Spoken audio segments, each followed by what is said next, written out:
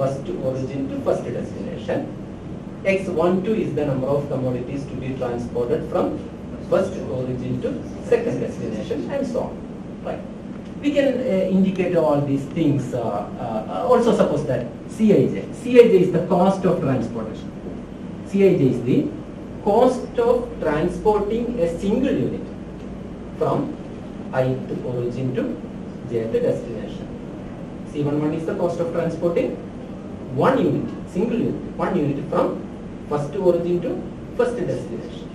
We can make these notations into a matrix form. We will call this matrix as a transportation matrix, right? Like this. The matrix consists like this. In this, the number of commodities which are to be transported from O1 to D1 is X11. And this cost of transporting one unit from first origin to first destination is C11. Here it will be C12, right? Finally, C19, right? Then second row, C21, C22, C2, and finally CM1, CM2, etc. CM.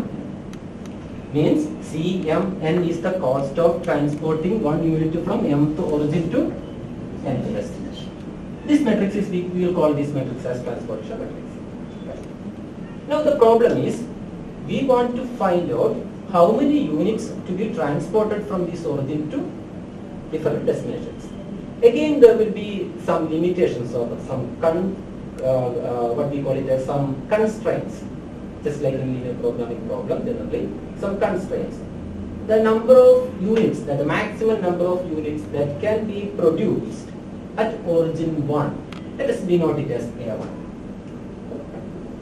Means A1 is the maximum production at origin 1. A2 is the maximum production at origin 2. And so on. Finally, tell me, what is this? AM is the maximum unit available at origin M. Similarly, there will be another constraint that each destination required at a minimum number, minimum quantity, that we call it as demand. Here we will call it as this is a supply. Right? This is a supply vector. Then there will be a demand vector. Demand vector means the minimum requirement at each destination. Let us denote it as like this, B1. What is B1? B1 is the minimum unit requirement at destination 1. Then B2 is minimum at destination 2, minimum requirement. And finally, Dn is the minimum requirement at destination n. How these requirements, we will call it this as rim requirements. How these rim requirements can be expressed mathematically. Now let us see. What is this? Xij is the number of units which is to be transported from ith origin to jth destination, right? And Cij is the cost of transportation. First of all, we can make it the objective function. What is our objective actually? Our aim is to reduce total cost of transportation. Total cost of transportation. The cost of transporting one unit from O1 to D1 is C11. Therefore, cost of transporting X11 element from O1 to D1 will be C11 into X11. Similarly, then how will you make it in mathematically? Cost function, let us denote it as usual notation, that is Z. Z is equal to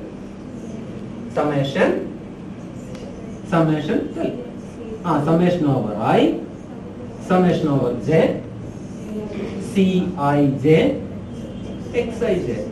Correct. Summation over I, summation over J, Cij, Xij means C11 X11 plus C12 X12 plus etc. C1 and X1n, C21 X21 plus C22 X22 plus etc. C2n X2n and so on. Finally, Cmn Xmn. How many terms? Is that M by N matrix? How many terms? M into N terms, right? You can denote it as I is equal to, here I is equal to 1 to m, j is equal to 1 to n. Okay, right. Now, how will you make these constraints? Therefore, this is the objective function. We got the objective function. How will you make the constraints? The problem is at O1 we have only A1 elements. Maximum it is A1. At O2 it is maximum is A2. At OM maximum is A1. Can you make it mathematically? Yeah. How will you denote it as in terms of summation? Summation. Suppose we are using the notation for I equal to 1 to m. Therefore, for the first row of the matrix, transportation matrix, we can write down summation over j. We are adding upon j equal to 1 to n x I j. Xij is the total quantity which are transported from O1 then, right? It should be less than or equal to A1 first row. Therefore, generally it will be AI. I equal to what? I equal to from where to where? 1 to n. 1 to n or 1 to m? 1 to m. 1 to m. Okay. Okay. This is the first set of constraints. How many constraints are here? M constraints are here, right? Now you can make the second argument, that is the requirement that each destination should be minimum B1 first destination, or generally at jth destination it should be Bj. How will you write on it? Similar. Sigma I equal to 1 to m xij should be greater than or equal to Bj. J equal to what to 1 to n. Let us see. All these xij's are number of commodities to be transported. Therefore, what condition satisfied them? Xij greater than or equal to 0. We call that condition as non-negativity constraint or non-negativity condition. That is xij greater than or equal to 0. This constitute the transportation problem. See how it is. Z is equal to summation over I, summation over j, Cij, Xij. This is to be maximized or minimized. This is to be minimized. Therefore, we will call it as minimize Z is equal to this. Minimize Z is equal to this function, subject to the constraints j equal to summation over j equal to 1 to n xij less than or equal to ai. That is, here we have m constraints, here we have n constraints. Altogether we have m plus n constraints as well as the non-negativity restriction. How it looks, this is just like the linear programming problem. Therefore, transportation problem can be considered as a particular form of linear programming problem. Isn't it? Now, second aspect is also we can reduce this. What will be sigma ai? Sigma ai means total availability at all destinations. What is sigma bj? Sigma bj is total requirement at each demand point, each destination point. Generally, this need not be equal, right? If they are equal, we will call this transportation problem as balanced transportation problem, right? If the requirement at the sum of the requirements at each destination is equal to sum of the availability at each origin, at all origin, then we will call it as balanced transportation problem. Sigma ai is equal to sigma b.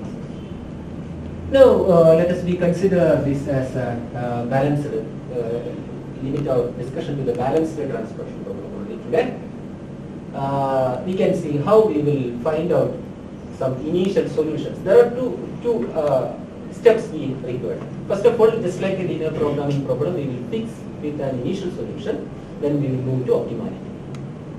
To find out the initial solution itself, there are different methods, right? And different methods may not give the same results also, as it is an initial solution. Initial solution means the solution which satisfies these constraints and non-negative restriction only, which is not satisfying the optimality condition, right? Then we will check for the optimality and we will reach to the optimality later. This is the procedure. Now we can see what are the different procedures for finding initial basic feasible solution of the transportation problem. Let us consider an example. You can also write on it. You can work along with this. Let us write down a problem. Suppose we have D1, D2, D3, three destinations, and O1, O2, O3, O4, four origins, and the matrix which gives 2, which is the cost of transporting 1 unit from O1 to D1. 1 is the cost of transporting 1 unit from O1 to D2, and here it is 5, then 3, 0, 8, 11, 6, and 15. The final origin of 4 is 7, 1, and 9. Means it is a 4/3 transportation matrix. And rim requirements that we can write down like this. Here it is 7 is the availability at maximum availability at O1. 5 is the maximum availability at O2. 3 is the availability at O3, and 2 is here it is 6, 1, 10. 6 is the demand at destination 1. Look into this problem and say whether it is a balanced one or not. Is it a balanced TP or not? It is balanced. How? Why it is balanced? The total is total demand is total demand is 6 plus 1 plus 10, that is 17, and total requirement is 7 plus that's also 17. Therefore, it is 57.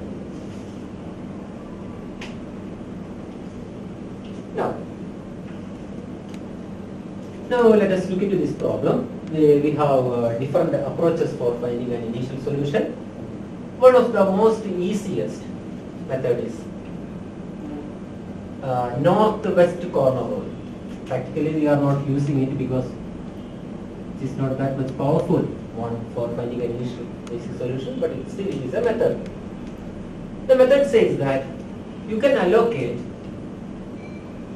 the number of units in such a way that you start from the north-west corner and allocate a maximum there.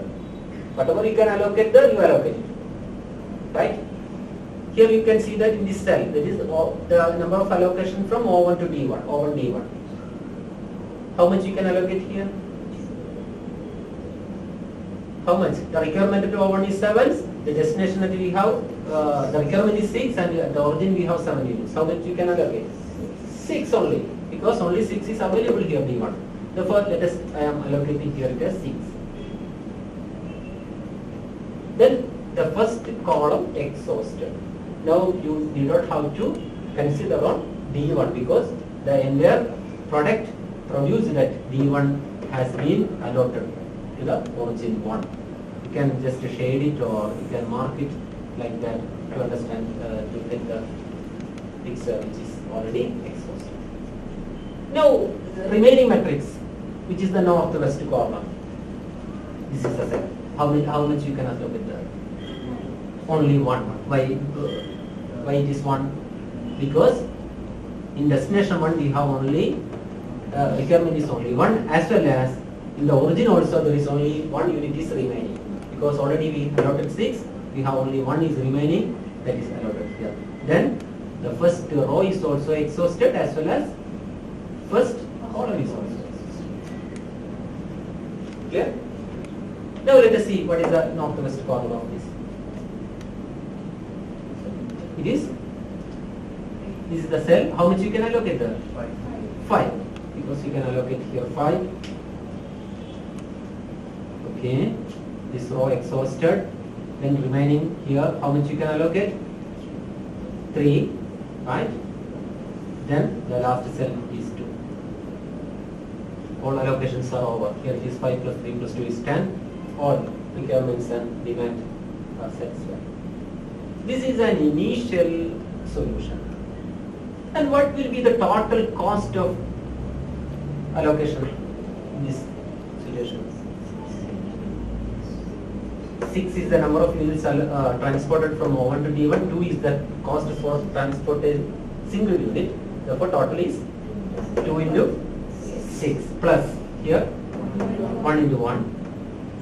0 because we are not transporting anything from O1 to D1. Then what will be the total cost? 12 plus 1, 13 plus, then 53 plus, what is total? Can you compute and tell what is it? Calculate. 12 plus 1, 13, 13 plus 40, 53, 53 plus 45. 116. Is it correct? Is it 116?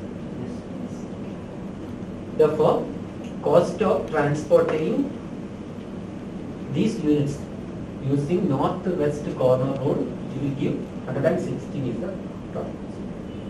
Now we can discuss some other method. There is another method. There are different methods, many different methods. Row minimum method, column minimum method, and one of the other popularly used method is matrix minimum method or least cost method. Right? We will discuss it now. The same thing. You consider the same problem. Let us. Shall I just remove these allocations? Okay.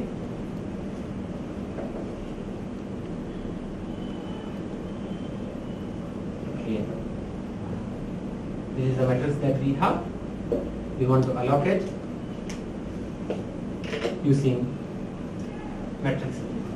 Matrix minima, look into the entire matrix and see where is the minimum cost of transportation. Where is it? Where is the minimum cost of transportation? Yeah, O2 to D2 there is only few. Sometimes it may be of the same place. O2 and D2 may be in the same place, adjacent roads. Therefore, there is no need of transportation cost. Therefore, how much you can transport from O2 to D2? Only one? One. Why? Because D2 we have requirement is, then which column or which row exhausted? This exhausted, right? Then look into the remaining part. Where is the minimum? Where is the minimum? Here is 2, which is the minimum. How many? How much you can allocate here? 6. Right? First column again, exhausted. Then where is the minimum? 5. How much? 1. Right? Then 8. How much? 4 only. Why? 1 is already allocated. Then remaining 9. How much? How much? 5 is not possible because only 2 is possible. Why? At origin 4 we have only 2 units. Therefore 2 allocated 2 here. Then how much? Then 3. 2 plus 5, 5 plus 5 that much. This is the allocation. This is the procedure of least cost or minimum cost allocation or matrix minimum allocation. You can call it as like this. What is the cost of transportation? This matrix minimum method. What is the total cost of transportation? Compute it.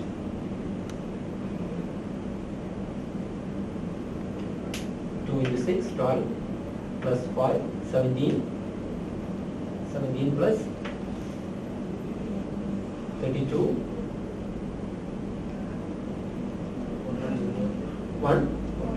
1 0 1 1 0. Is it right? Somebody verify it. 1 1 2 1 1 2 1 1 2. Therefore, in this situation, while comparing these two methods, matrix minima is better because which give least cost than is northwest. Right. Now we will discuss one more method, right, which is more popularly used and which will give more accurate result than these two, we hope. The method is known as Vogel's approximation. The method is known as Vogel's approximation.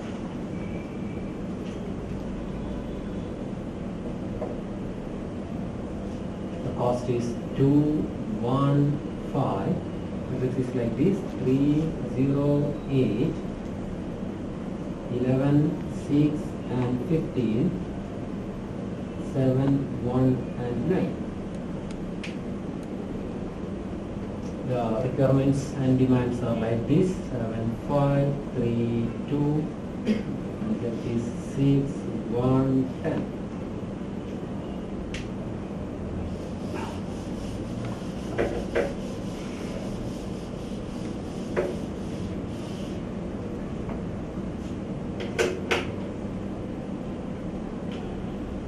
The method is, we call this, it's a method of penalty also.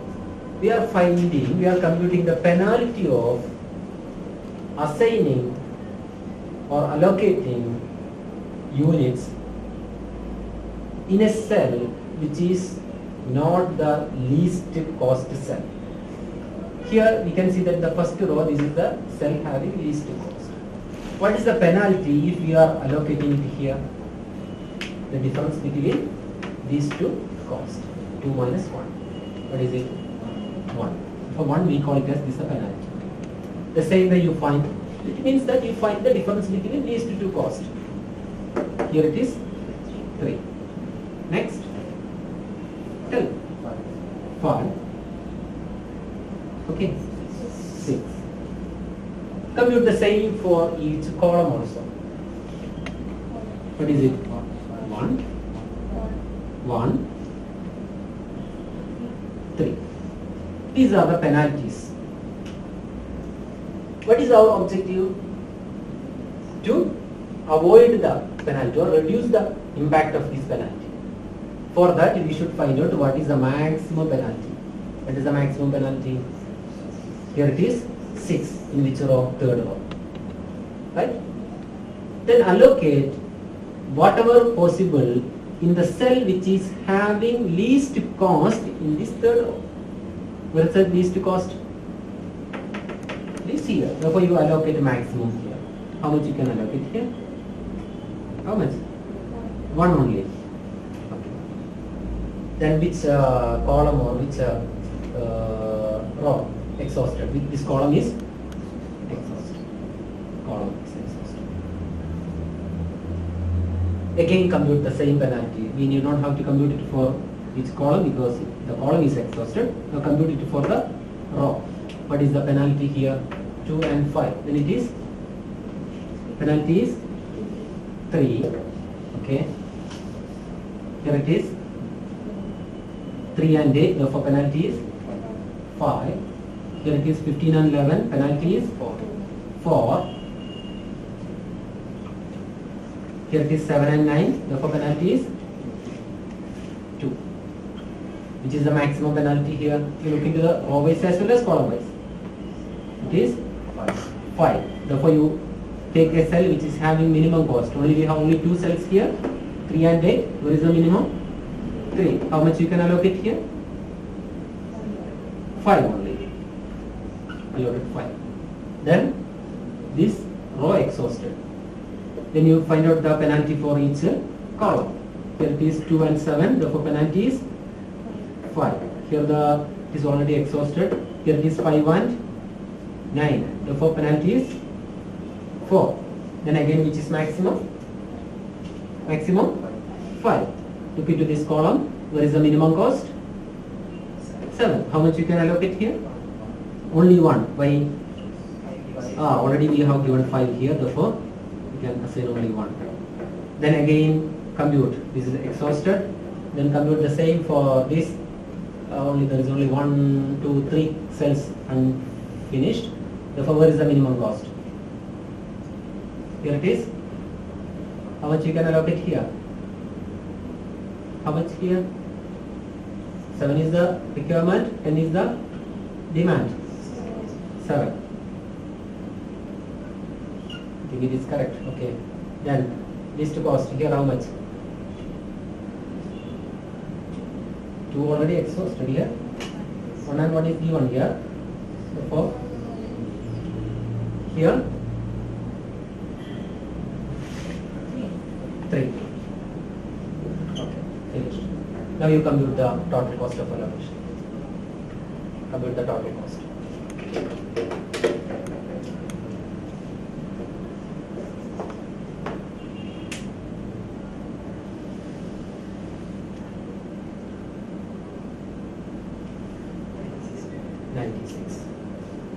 So for which gives the least one? 98. Okay. 96 or 98. 98. Okay. Again, which is the least one? Vogels means Vogels approximation give more accurate result than northwest or matrix solution. But still, remember this is not the optimal solution. Optimal solution in the sense that we have to check again.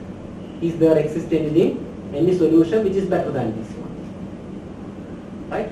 For that, again there are different methods. Modified distribution method is the things we will discuss in the next session. Okay?